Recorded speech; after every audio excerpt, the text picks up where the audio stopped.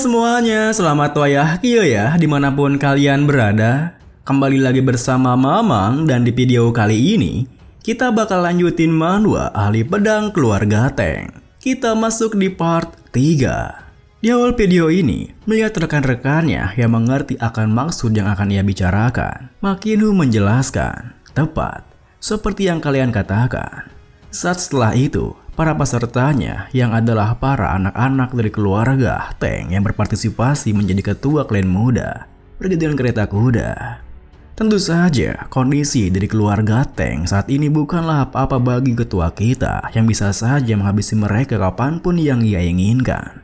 Tetapi untuk saat ini, ketua kita Yu Gwiljun membiarkan mereka karena mereka masih ada gunanya. Sangat jelas sekali bahwa anak-anak itu adalah masa depannya keluarga Tang. Jika sesuatu yang buruk terjadi, itu akan memberi pukulan yang tak dapat dipulihkan kepada keluarga Tang dari Sichuan. Mendengar penjelasannya, kedua rekannya tersenyum membalas.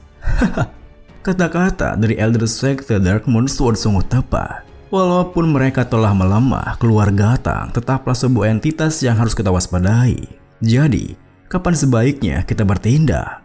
Makinhu melanjutkan, untuk saat ini kita akan diam saja, melacak kereta kudanya sekarang dan mencabut tunas muda yang berusaha ditanam oleh keluarga Tang. Memang akan sangat mudah, tetapi hal itu takkan sungguh memberikan pukulan telak pada mereka.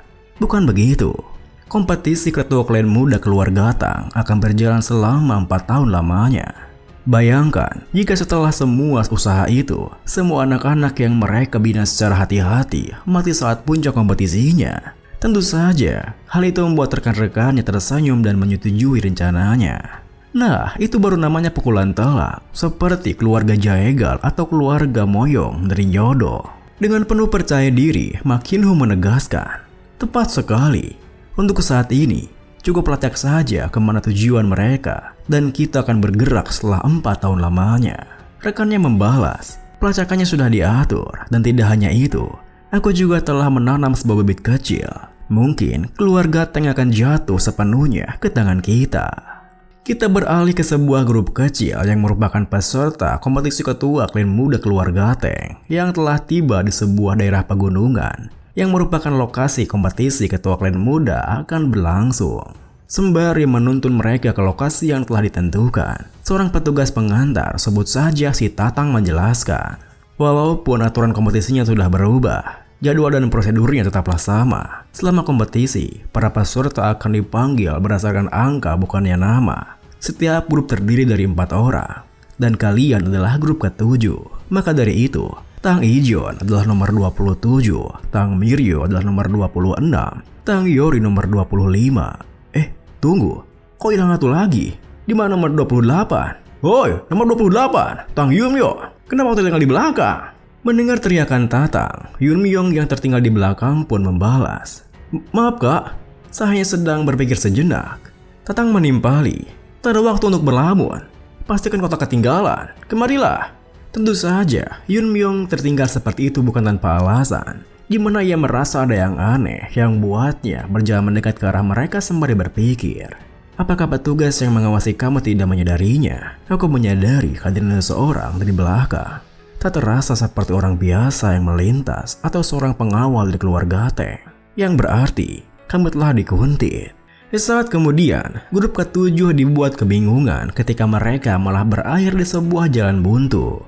Namun, di saat mereka bertanya pada petugasnya, apakah memang benar lokasinya di sana karena tak ada apapun selain tebing dan pepohonan, mereka semua sontak dikejutkan ketika mendengar suara dari dalam tebingnya yang mengatakan, grup ke-7, sebutkan sandinya. Dengan lantang, Tatang membalas, Poison King dari Hidden Poison.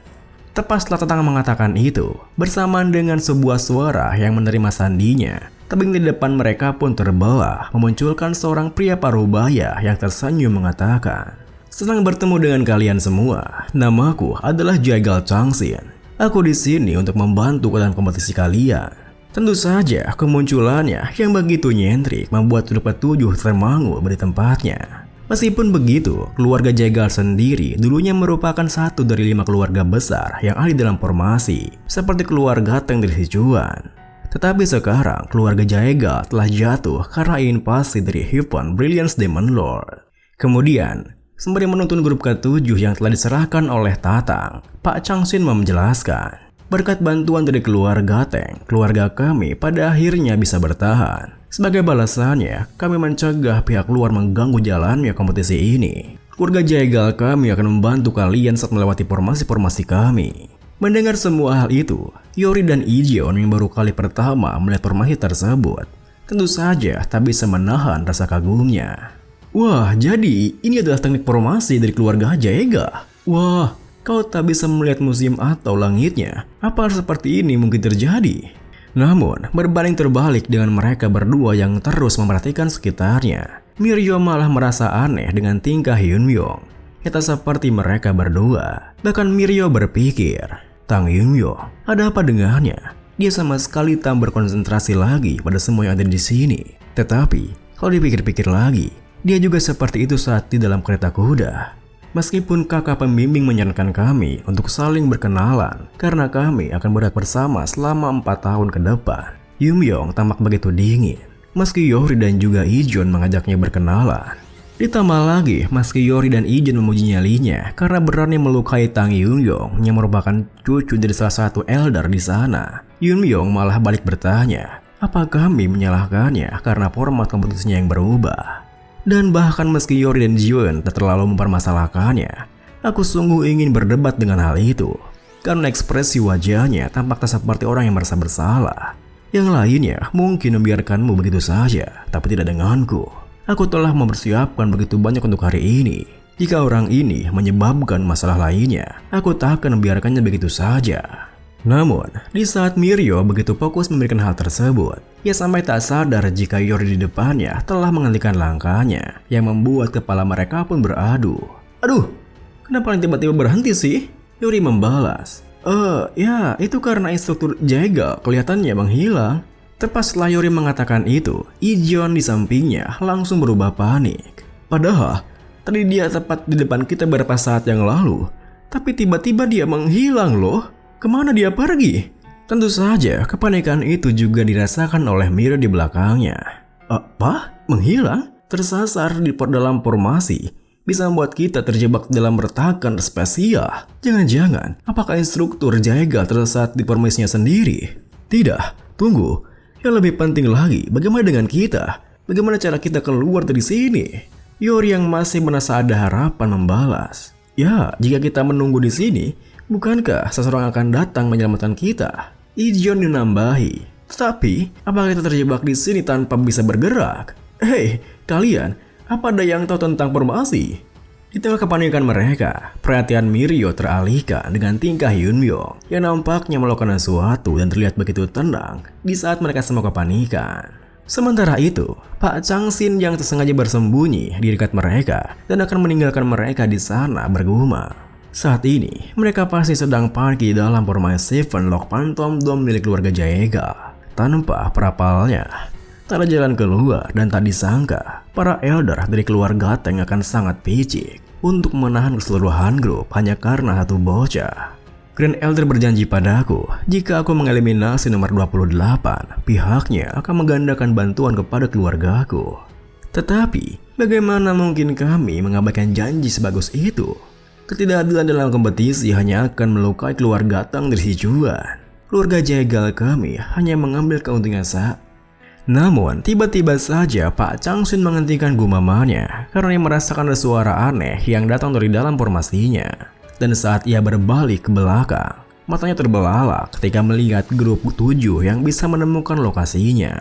Wah, bagaimana bisa? Di tengah keterkejutannya, Hyunmyong tersenyum mengatakan, Instruktur Jaegal, apa yang akan terjadi jika kau meninggalkan kami begitu saja? Langkah kaki kami belum selesai karena kami masih belum berpengalaman. Jadi, tolong berhati-hatilah. Mendengar perkataannya, Pak Changxin yang tak tahu harus berbuat apa hanya bisa menjawab. Iya, itu benar. Aku membuat sebuah kesalahan. Tentu saja, Pak Changxin sama sekali tak bisa menahan kebingungannya karena perasaannya mengatakan jika tak ada celah dalam formasinya. Dan bagaimana bisa mereka muncul di mana ia berada. Namun di tengah kebingungannya, Sebuah kesempatan kembali datang kepadanya ketika grup 7 malah heboh sendiri bertanya pada Yumyong apa yang baru saja ia lakukan. Tentunya kesempatan itu langsung dimanfaatkan oleh Pak Changxin. Dan di saat mereka akan kembali mengikutinya, Pak Changxin telah kembali menghilang dari sana. Meski hal itu kembali membuat mereka terkejut, Yumyong tersenyum menghela napasnya karena ia mulai mengerti dengan apa yang terjadi. Sementara itu, Pak Changxin yang berlari panik meninggalkan mereka berpikir, "Sialan, tak kusangka bahwa aku seorang anggota keluarga Jaega akan melarikan diri dari dalam formasi. Tetapi, kedua mata anak itu, mereka bukanlah tipe yang bisa ditipu oleh trik sederhana. Bagaimana mungkin seorang anak yang belum berumur 12 tahun memperlihatkan tatapan seperti itu? Ketemu. Ini adalah pintu keluar yang mengarah ke lapangan pelatihan. Akhirnya keluar. Seharusnya ini cukup. Apapun metode yang dia gunakan, seharusnya ia tak bisa mencapai ke sini."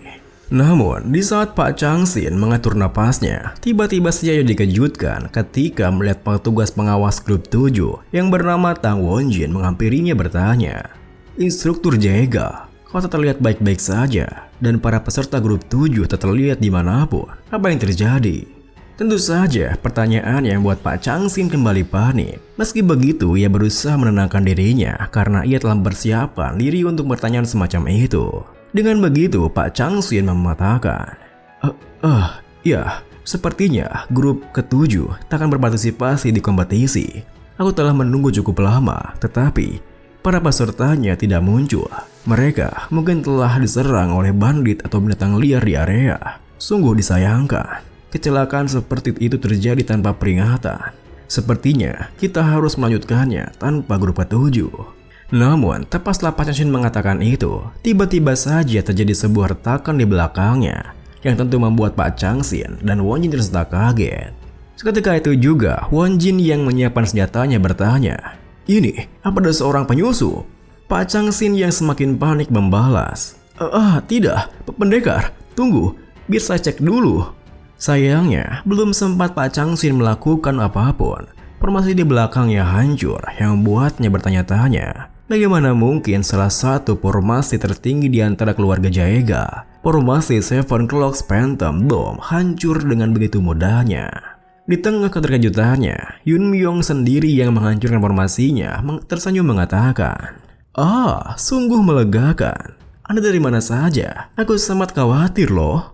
Saat semua orang terdiam karena tak percaya dengan apa yang mereka lihat, Mirio yang tak habis pikir bertanya, Apa-apaan tuh? Kemampuan yang baru saja itu sangat mengganggukan. Apa dia menghancurkan formasinya hanya dengan sebuah belati?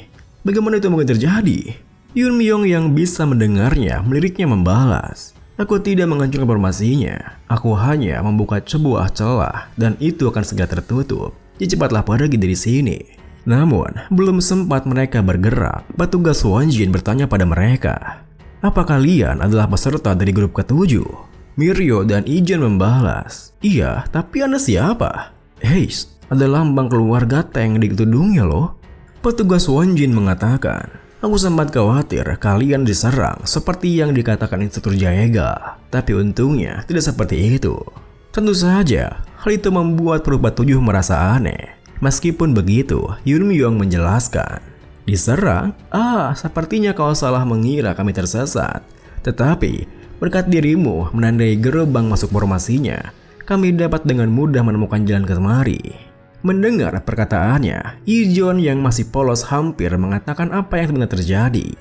Namun Yori di sampingnya langsung menutup mulutnya dan membisikinya jika Yunmyong berbohong seperti itu pasti ada alasannya. Pak Changxin sendiri yang awalnya merasa panik jika hidupnya akan berakhir di sana, kini malah pelangap-pelongo kebingungan dengan apa yang didengarnya, di mana ia terus menatap ke arah Yunmyong yang tersenyum ke arahnya berpikir, sepertinya dia melakukannya atas perintah keluarga Tang. Untuk saat ini, aku akan membiarkannya karena itu baru kecurigaanku saja. Tetapi setelah kompetisinya, jika itu terungkap bahwa dia bekerja sama dengan para elder, aku akan menghabisi klan Jaega sampai ke akarnya. Video ini pun diakhiri dengan Pak Changxin yang merasa canggung karena telah gagal dalam misinya berpamitan dari sana. Maaf karena menunjukkan kesalahan seperti itu. Kalau begitu, aku akan pergi memeriksa formasinya yang rusak. Ayo pergi dari sini, ayo.